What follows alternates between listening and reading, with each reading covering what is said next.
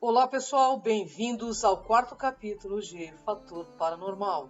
Eu sou Cris de Pascoal, estou narrando aqui minha trajetória. E aí, como eu abordei no capítulo anterior, tem muitas pessoas que vestem as vestes da religião, da espiritualidade, pousando de Peter Pan, mas na realidade elas têm personalidade de Capitão Gancho e alma de crocodilo. Por isso muitas vezes, fui enganada, inclusive pela minha própria falta de lucidez, E assim caí em emboscadas nas mãos desses mistificadores da fé. Nossas inversões nos cegam, viu?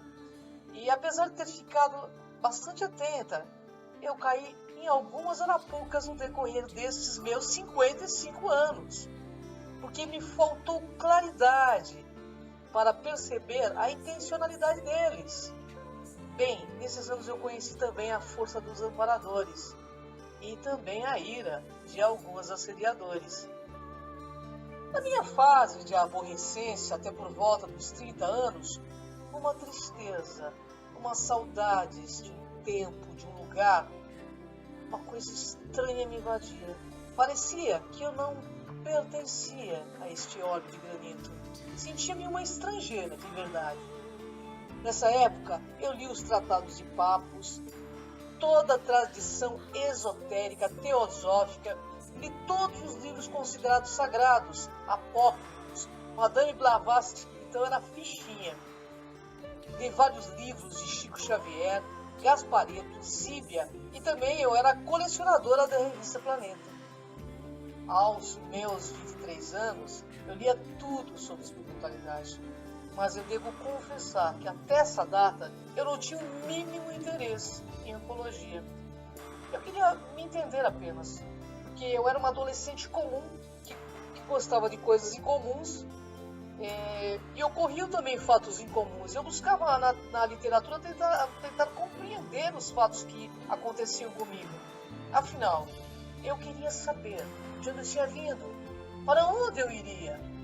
E qual o motivo de eu ter renascido aqui? Eu não poderia passar minha vida inteira sem saber essas questões. Quem eu era? Sempre tive intuições fortes, um olfato quase canino e uma força não comum. Naquela época eu tinha 19 anos e pesava 50 quilos. E nessa época eu tinha uma motocicleta. E isso com certeza perturbava o sono de minha mãe. Mas como sagitariana nada detinha meu sonho de liberdade. Trabalhava desde os 13 anos e planejava aos 20 anos comprar um apartamento, até para morar sozinha. Nesses anos eu estava muito bem profissionalmente. Trabalhava de dia e à noite eu estudava. Eu lembro que nessa época houve uma enchente muito grande em São Caetano do Sul. E eu tinha emprestado o Fusca da minha mãe.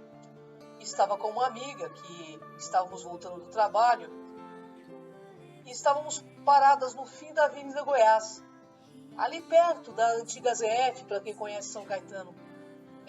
Ali estávamos com água até mais ou menos a porta do veículo. De repente, um rapaz de 1,90 m mais ou menos, moreno, ele veio até o carro. De forma indelicada, colocou o seu dedo no meu nariz e exigiu que eu atravessasse a enchente para ele poder passar. Eu tentei com bom senso, argumentar. Minha amiga tentou ajudar-me, buscando argumentar também, dizendo que nosso carro ali, ele iria parar no meio da água, e pararia mesmo, porque era um Fusca, Ele, super nervoso, pediu que eu descesse do carro. Desci do carro, molhei inclusive os pés na água, E ele continuou esbravejando. Chamei-o diversas vezes à razão, até o momento que ele me empurrou contra o meu carro. O motorista do carro de trás desceu e tentou argumentar também, mas o nervoso daquela situação me fazia rir. E por isso ele ficou extremamente descontrolado. não ouvi, ele estava irritadíssimo. Até o momento que pegou assim no meu queixo, com sua mão. Chamou-me de bicho grilo, só porque eu tinha cabelo feito genijope. Exigia que eu atravessasse a enchente. Foi quando eu senti uma explosão no peito, como nunca. Senti minhas pupilas dilatarem. Quando ouvi ele em tom de ameaça, eu pulei na gola de sua jaqueta. E não sei explicar de verdade como eu vi aquele gigante do chão, de tal modo a dominá-lo. Ele, molhado, me perguntava: "Que é você? Que bicho você? Você tá drogada, pô?" Eu senti uma força capaz de esganá-lo, sabe? Ele literalmente não conseguia desvencilhar-se das minhas mãos. E eu nunca curti drogas, não tinha vontade nenhuma. Eu era até considerada meio careta, sabe, pelos colegas, meio nerds. Nisso, um guarda que estava nas imediações foi chamado. E o guarda até riu ao ver aquele marmanjo ser dominado por uma jovem magricela feito eu. Naquela época era magrinha. Fiquei perplexa. Algo maior que eu realmente me dominara. Fugiu-me a razão. Depois disso, eu comecei a perceber que tinha que dominar essa fera interior, que aliás surgiu fortemente depois daquela discussão. O guarda o afastou de mim. Depois me questionou se eu fazia algum tipo de arte marcial ou defesa pessoal, e ao que eu respondi, não, né? Minha amiga ficou em choque e me questionava como havia feito aquilo. Mal sabia que ela, que eu também, né, estava com uma interrogação a tiracolo. O fato é que desse dia em diante, muito mais coisas foram descortinando e eu, de certa forma, temia essas diferenças, né? Porque eu intuía que esse acesso podia ser minha fortaleza e também meu calcanhar de Aquiles. Bem, fomos embora rindo que nem duas adolescentes qualquer. Nessa época, também houve algo interessante. E eu ganhei uma jaqueta, né, de um amigo que havia viajado para a Itália. Ele sabia que eu gostava de trajes militares, eu tinha até uma certa fixação por esse tipo de vestimenta. Ele havia trazido da Itália como presente uma jaqueta. Ele tinha comprado isso numa feira lá de roupas usadas. É claro que eu não tenho por dentro, né? Na altura do peito ela estava cerzida. E que na frente tinham colocado assim, tipo um emblema da Itália. Mas a jaqueta era deslumbrante, linda. Naquele dia em diante que comecei a usá-la, comecei também a adoecer. Doía costas, peito, cabeça, tudo, não dormia direito, sentia tontura. Bem, fiquei muito mal. Fui ao médico, fiz uma série de exames e nada. Nessa época, conheci uma amiga ligada a um centro kardecista, que me convidou para ir lá. Lá eles faziam sessão de mesa branca. Embora estivesse meio descrente, aceitei ir para ver o que acontecia numa sessão de mesa branca. Queria saber também qual é a diferença, né, da Umbanda para a mesa branca. Então, esse foi meu primeiro dia de estreia numa sessão de mesa branca. Tipo Kardec, né? Eu não sei nem se dizer, acho que eles não fazem mais, né?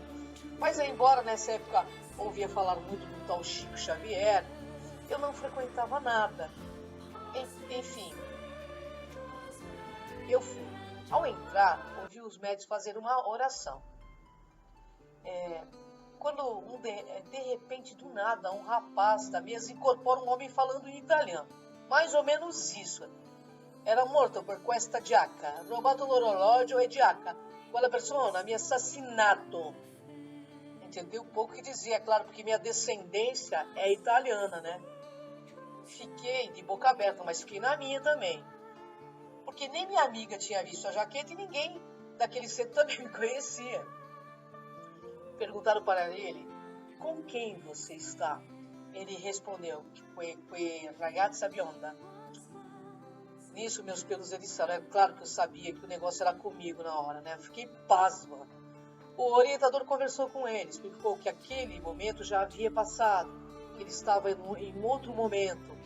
E o médium acoplado com o espírito vira e pergunta, olhando para a assistência, per que fatto a me?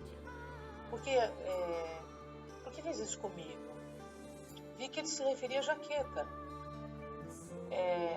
respondi que havia ganho, que não tinha nada a ver com o que ocorrera com ele. E que ele me perdoasse, pois não sabia que aquela jaqueta tinha sido fruto de um assassinato, né? Ele fez o médico chorar muito, eu fiquei muito comovida, porque vi que não era fingimento do médico. E também notei que havia alguma coisa muito estranha no ar ali. Os médios de mãos dadas na mesa pediram para que os amparadores, os espíritos de luz, o encaminhassem. Depois disso, né, nunca mais usei uma roupa usada que não soubesse a procedência. Nunca comprei nada em brechó. Eu doei imediatamente a jaqueta para um orfanato também. Um mês depois, minha saúde havia se restabelecido. Todas aquelas sensações estranhas haviam cessado. Eu pedia às forças de Deus que o encaminhasse, né? Porque acho que deve ser mesmo perturbador desencarnar desta forma. Um dia, depois de anos à frente, ele falou comigo em transcomunicação de voz. Mas isso é uma outra história que eu vou relatar lá na frente. Mais tarde, também estudando no Instituto de Projeciologia e Conscienciologia do Dr. Valdo Vieira, eu vim saber que roupas e objetos guardam informações energéticas do fato ocorrido. E que às vezes as consciências desencarnadas, elas ficam presas neles, né, nos objetos, caso o fato tenha sido violento ou motivo de sua morte. Posso afirmar, amigos, o conhecimento de causa, todos somos antenas, e o mistério da vida não se pode desvendá-lo se não vivermos a vida em toda a sua plenitude. Por isso, não acredite em nada, saiba que busque conhecer, pesquise, questione, tenha suas experiências pessoais, permita-se saber. Por isso entendo que abstrato é o meu relato, onde eu me perco e onde eu me acho. Abstrato também é a luz que clareia a minha escuridão, feito Deus, segurando firme em minhas mãos.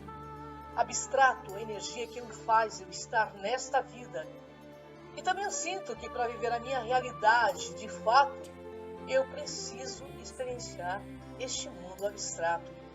Então, amigos, sigam os seus caminhos, porque eles são atípicos, mas sigam com lucidez, porque vivemos todos entre as portas do invisível.